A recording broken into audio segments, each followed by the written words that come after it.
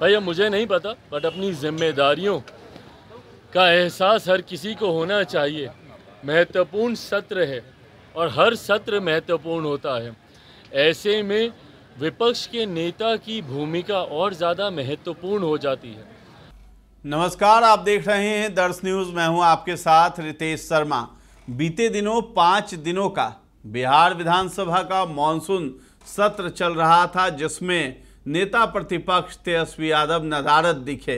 5 दिनों के मानसून सत्र में वो एक भी दिन विधानसभा नहीं पहुंचे और सत्र में शामिल नहीं हुए, जिसको लेकर के विपक्ष जो है उन्हें आड़े हाथों ले लिया है और इसको राजनीतिक मुद्दा बना दिया गया है। क्योंकि बिहार को बताया गया कि देखिए आपके नेता जो हैं वो नदारद हैं, सत्र में नहीं पहुंचते हैं और मुख्य जो मुद्दे हैं जिस पर वो हमेशा ट्वीट करते हैं, और जब सत्र की बात आई, सदन की कार्यवाही चल रही थी, उसमें मुद्दे पर चर्चा करने की बारी आई तो तेजस्वी यादव कहीं और बिजी थे। इस पर जो है अब चिराग पासवान से मीडिया ने सवाल किया तो चिराग पासवान ने बताया कि वाकई नेता प्रतिपक्ष की भूमिका में हैं और नाम तो नहीं लिया तेजस्वी यादव का, लेकिन कहा है कि उन्हें जिम्मेदारी से इसको बखूबी निभाना चाहिए और बिहार में लोगों को उनसे उम्मीद है, तो अपने मुद्दों पर जिस पर वो हमेशा हमलावर रहते हैं हम लोगों पर, सत्ता पक्ष पर,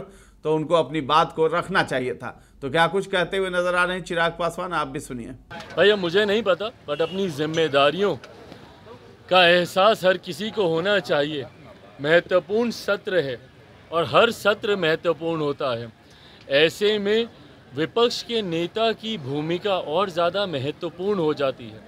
आप कोई साधारण विधायक नहीं ना हैं, आप एक संवैधानिक पद पर हैं और आपके पद की गंभीरता बढ़ती है जब आप विपक्ष के नेता की भूमिका में होते हैं। ऐसे में उसको गंभीरता से लेना ज़रूरी है। मुझे नहीं पता कि वो क्यों विधानसभा से गायब थे, पर कारण जो भी हो इसको भी उतना ही महत्व देना चाहिए। एक सवाल है कि कांग्रेस की विधायिका है कर दिया गया है, उन्होंने सवाल खड़ा किया है कि रामगढ़ में बिहार के लोग मुखिया क्यों बनते हैं? डेमोग्राफी चेंज करने सवाल। क्या चीज़? रामगढ़ में बिहार के लोग आकर मुखिया क्यों बनते हैं? बिहार वहाँ पे रामगढ़ में बिहार के लोग मुखिया क्यों बनते हैं आके? क्या मतलब? कांग्रेस की नेत्री है, उन्होंने झारखंड के सवाल किया कि झारखंड में आके क्यों आके बिहार के लोग आके मुखिया बनते हैं? देखिए, ये क्षेत्रवाद फैलाने का प्रयास विपक्ष के नेताओं के द्वारा से समय समय पर होता रहा है। कभी जाति के आधार पर, कभी धर्म के आधार पर, कभी क्षेत्र के आधार पर।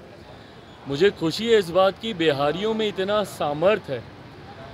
आप सबसे बड़े पदों से लेकर एक मजदूर की श्रेणी में भी आप देखिएगा तो देश के हर राज्य में एक महत्वपूर्ण भूमिका बिहारी निभाते हैं।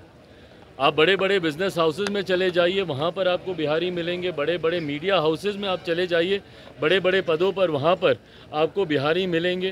कहने की ज़रूरत नहीं है, सबसे ज़्यादा IAS IPS ऑफिसर्स हमारे बिहार से आते हैं। बड़े बड़े अधिकारियों के पद पर विभिन्न राज्यों में, कल नीति आयोग की बैठक में हम मौजूद, वहाँ पर भी कई ऐसे बड़े अधिकारी जो विभिन्न राज्यों में बड़े पद पर हैं, उन्होंने भी आकर जब अपना परिचय दिया तो उन्होंने बताया कि वो भी बिहार से हैं।